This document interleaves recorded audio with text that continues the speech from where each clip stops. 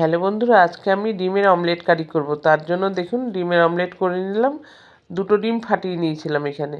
দুটো দুটো করে করব, মোট 4টে ডিমের অমলেট। দেখুন অমলেট হয়ে গেছে, মাঝখান দিয়ে কেটে নিয়েছি। এভাবে সমস্ত অমলেটগুলো করে নিলাম। তারপরে কড়াইতে সর্ষের তেল দিয়ে আলুগুলো একটু লবণ আর হলুদ দিয়ে লাল লাল করে ভেজে তুলে নেব।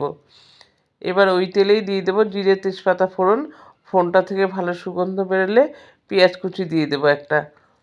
পেঁয়াজটা একটু হালকা ভেজে নিয়ে আদা রসুন পেঁয়াজ কাঁচা লঙ্কা টমেটো পেস্ট দিয়ে আর মিক্সির বাটিটা ধুয়ে একটু জল দিয়ে দিলাম। তারপর দিলাম হলুদ গুঁড়ো জিরে গুঁড়ো ধনে গুঁড়ো লঙ্কার গুঁড়ো কাশ্মীরি লঙ্কার গুঁড়ো আর পরিমাণ মতো লবণ দিয়ে কষিয়ে নিয়ে আলুগুলো দিয়েও মশলার সাথে কষিয়ে নিলাম।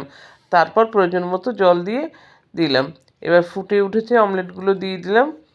ঝোলটা ফুটে গেলে একটু গরম মশলার গুঁড়ো দিয়ে 10 মিনিট ঢেকে তারপর সার্ভ করে নেব। দেখুন ব্যস্ত হয়ে গেল।